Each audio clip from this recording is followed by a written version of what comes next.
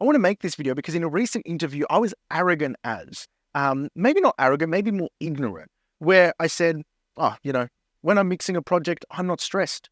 I charge enough that I know my clients are going to get results. So, I don't have any pushback. And that's a luxury to speak from after 10 years working as an engineer. I am afforded that luxury with my folio, but not everybody is. And there's a lot of steps I took to get to that point. So I want to go through like the 4 stages of getting to where I am now, as well as discussing market rates, scale, rate structures, how we charge, because there's so much here which I think we need to divulge and not be so coy about. I don't like seeing people talk about mixing rates and go, oh, we need to value ourselves. Cool. That's great advice. I still don't know what the hell to charge. At least that's what it feels like when I hear people say shit like that. So let's get into the fundamentals here, all right? Straight up. The best price to set is one that is worth the problem you solve, okay? Simple. That you need to frame everything from that perspective. And the problems you solve for people are going to change based on the stage you are in your career. Now, it's important you need to value that problem, okay? You need to associate a value with that problem. And how we associate that's really important, because assuming that you're starting out and charging a little, and when you start out you must charge less, means that you're placing the trust in yourself. Okay, you're saying to the market, hey, trust me, I know it's worth this much. And then people sort of feel uneasy. A lot of people don't want to hand over their money for mixers just based on a word of trust. So we're going to go through these 4 stages. The first stage is time. Okay, so when you're starting out as an engineer, you are trading your time for service, okay? Either charging hourly or you're saving a producer, spending the time on it. Like when I started out, being completely transparent, most often I was doing mixes for other people who could have done it themselves, but they didn't have the time. Or I was doing it for film stuff where the producers didn't really have their knack around a DAW to edit things together. And I was just charging by the hour because that's all I could offer. I could offer them my time because I sort of knew what I was doing, and their time was better spent doing something else. And this is really great because the problem you're solving, especially at the start of your career, is you can exchange on your time. You've got plenty of it. You can pay down a time deficit in learning, and in exchange, you get paid for it. They get a result, which is the mix being complete. Whether that's a good or a bad mix, that will how do I put it? That will evolve over time as your skills evolve with it. But initially, you charge time, and this is great because there's a set value to the problem. The problem with that is, though, or the issue with that, is that the set value to that problem is limited by how other people value their time. So let's say I'm a producer and I value my time at $40 an hour. That means I'm never going to pay you more than $50 an hour to mix my records. Because why would I pay you more than what I earn if I could just spend that time otherwise doing it myself instead of being in a net loss? But again, that's where we start out at. It's time. So when you're setting your mix rates at the start, you're limited by that. So I would say if you're a beginner engineer starting out, you're going to be charging anywhere between $20 to $40 an hour, and that's going to be your exchange. That's how you have to calculate everything on based on the clients you're going to bring in. You're not going to bring top tier clients in because they're going to want other things which you might not be able to provide them yet, but it's that starting point. $20 to $40 an hour, that's how I'm going to mix records, and that's how you're going to get your foot in the door.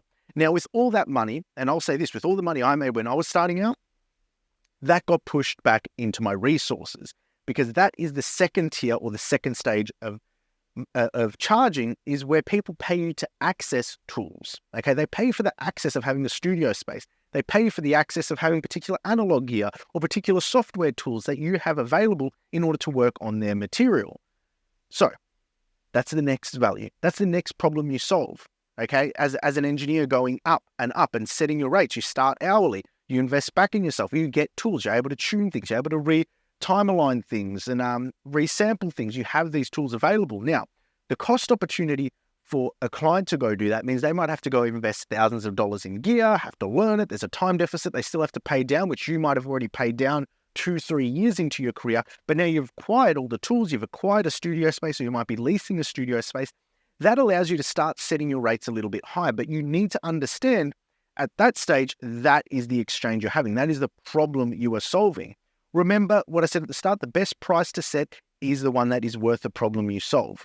So you need to always frame your rate that you're charging via the problem you solve. So at this stage, instead of just saying, I'm a mixing engineer, I mix records, and it's going to cost you $300 US, you should say, I'm a mixing engineer, I'm going to mix your record, it's $300 US.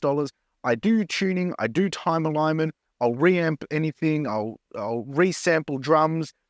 You have to list that out. That is the access people are getting to your tools and resources, okay? And that's the difference between somebody saying, this is $300 for mixing, and people going, oh, that's a bit expensive, or, I'm going to go look elsewhere. And the difference between you saying instead, that's $300 for mixing, I do X, Y, Z, I have these tools and resources, and people going, wow, if I wanted access to that, it's not $300, it's $500, $600, $700, $800, $1,000, and then I still got to learn these tools. It's a no-brainer. Of course, that's a good exchange of value. Of course, I'm going to hire you. You see what I've done there? You see what I've done? The rate, it's not a magic number. It's the way in which you position that number based on the stage you are in your career. Okay, so the first two pillars, time. The second one, tools and resources. Sorry. The third one is the knowledge gap. Okay, now this is where you start trading the experience, and this is when you get to about 5 to 6 years in the game. You've already paid down your time deficit, you've got tools and resources, and now you can charge for your experience. And this is what happens when you've done a series of projects. Instead of selling on, these are the tools I have, this is what I do, you reach out to them. People will inquire you, and you can show off your expertise.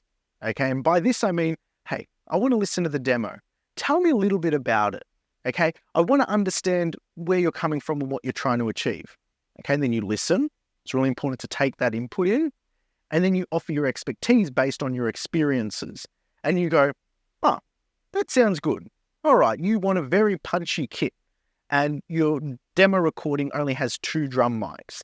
In my experience, here's some things I've done where I've made the drums super punchy. Well, we needed this studio, we use this studio and this drummer, and we got a really tight sound, or I programmed them like this because this is my experience programming drums, and we can get a really super big sound from your demo.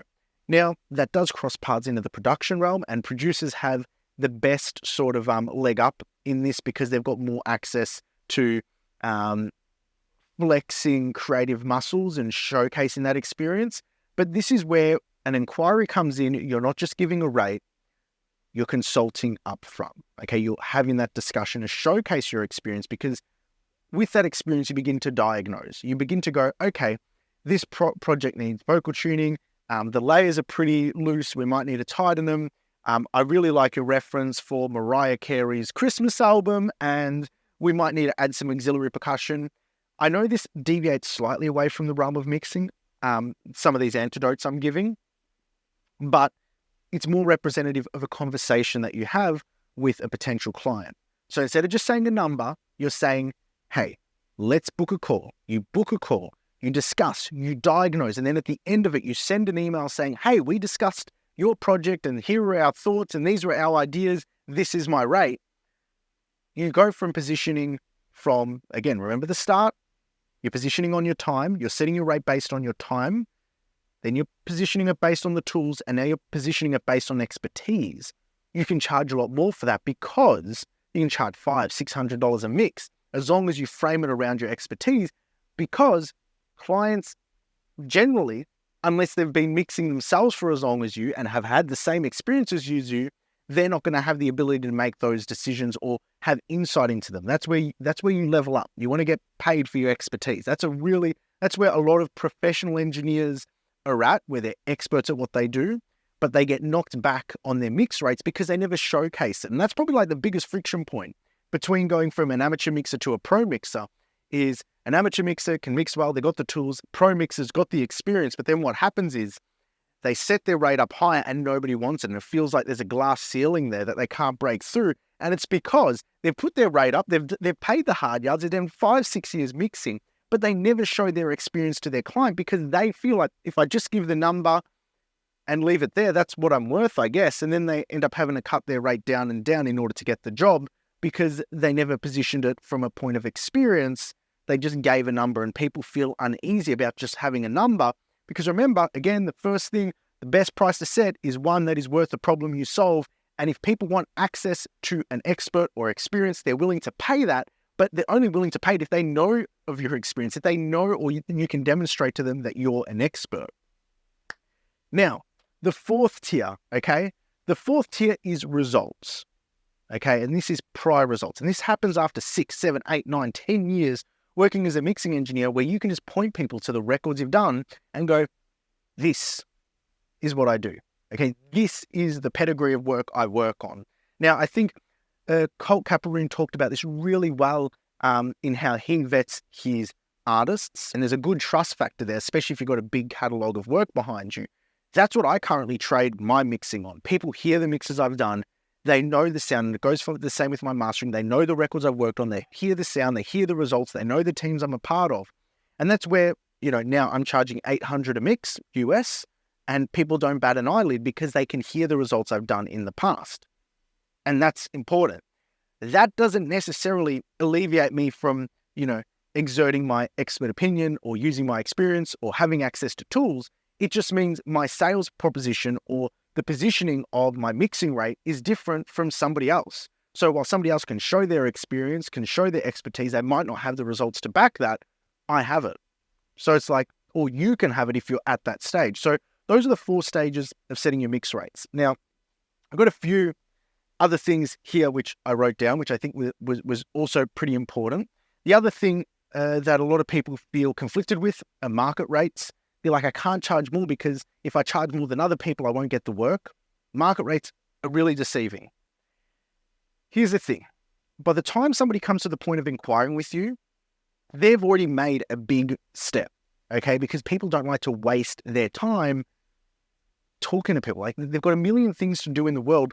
If they've already inquired with you, they've already made up them in their mind the potential for that to be, you to be their mixing engineer. They've gone, oh, I've checked him out. I really like his stuff. I connect. There's some sort of level of trust there. I'm going to go and inquire. Okay? So that's the first. Now, we'll address market rates. So I think the market rate situation operates in silos. Everybody has their own rate based on what they perceive their value is. If they're smart, they're either charging as a beginner time, if they're getting up in the world on tools and resources, and then knowledge and expertise if they're pros, and then results if they're really like at a level that they can showcase those results. Now, the rates in which they set also have other factors, okay? Everybody has different overheads. Everybody has different commitments. Everybody has different scale to their businesses. And just because somebody else is charging $200 to do a mix, they might be charging $200 a mix, doing it on headphones from their laptop on cracked software in their apartment. I was like, okay, cool. That's great. So don't expect to compete with them, okay? Because different value proposition, okay? Same with somebody might charge $1,500 a mix. They got $60,000 a year lease on their studio space, and they've got a whole bunch of other expenses.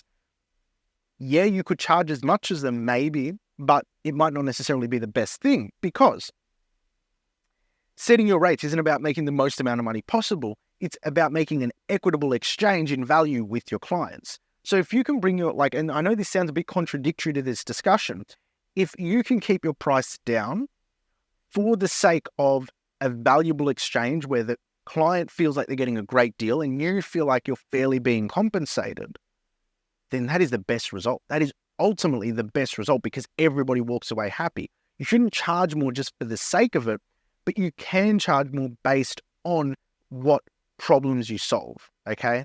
And the thing is, and this is why people might come, and I'm also thinking about this now as I'm saying it, how valuable is the problem of results? Well, results is probably the highest value problem to solve for artists, to solve for producers, because the better the result, the better that their work is represented out in the marketplace, the better they sound when people hear it on Spotify and on Apple Music. So that is the top tier. The next one is experience, and then it goes down and down where you're just exchanging time, especially when you're starting out. So that covers the 4 tiers the 4 stages of charging. It covers market rates, a bit of scale, and now I want to talk rate structures, okay? Do you charge for overages? How many revisions? Do you do a project base? Do you take full payment up front, etc.? This is really difficult, and it's hard to say, but I'm going to tell you guys what I do, okay? Anything that's a single mix is charged up front, 100%. All the dosh up front. No honey, no money, no honey. And the reason for that is I don't like to think about the finances of something. I don't like to start a project with a 50% down payment or a single mix with a 50% down payment, start mixing for them, go back and forth on revisions, and then have money held out at the end. Even if we do finish the project and everybody loves it, I don't want to be chasing for it, so to speak. So what I do is I go, for singles, 100% up front, let's just focus on the mix, forget about the money. I don't charge for extra revisions, I don't charge for overages and all this other sort of stuff. We're just going to throw the kitchen sink at it. I've got my assistant who can help me set it up. If you need tuning, if you need whatever, we've got it covered. Don't worry, it's all done. That's how I operate. Bigger projects, let's say EPs, albums, I do 50 down payment, so 50% down, 25% when we're halfway through, 25% when we wrap it up. And the thing is, with a larger project like that, there's so much cream in it in terms of they're quite large fees I'm getting paid. I'm not too stressed about the 25% when it's going to come, how it's going to come. We're still working on so many other things in the project. Let's say there's 12 tracks or 18 tracks or 7 tracks. We've got so many moving parts that we're still working through things. The money doesn't stress me out too much, so I give a bit of leniency there. It's more so just on the singles, it's 100% up front. So that's my sort of spiel at setting rates. Okay, that's the stages of setting rates. That's my observations, having actually went through 10 years of trying to understand and figure that stuff out. I hope this helps you. I really genuinely do. And if you've got questions, leave them in the section below. And until next time, take care.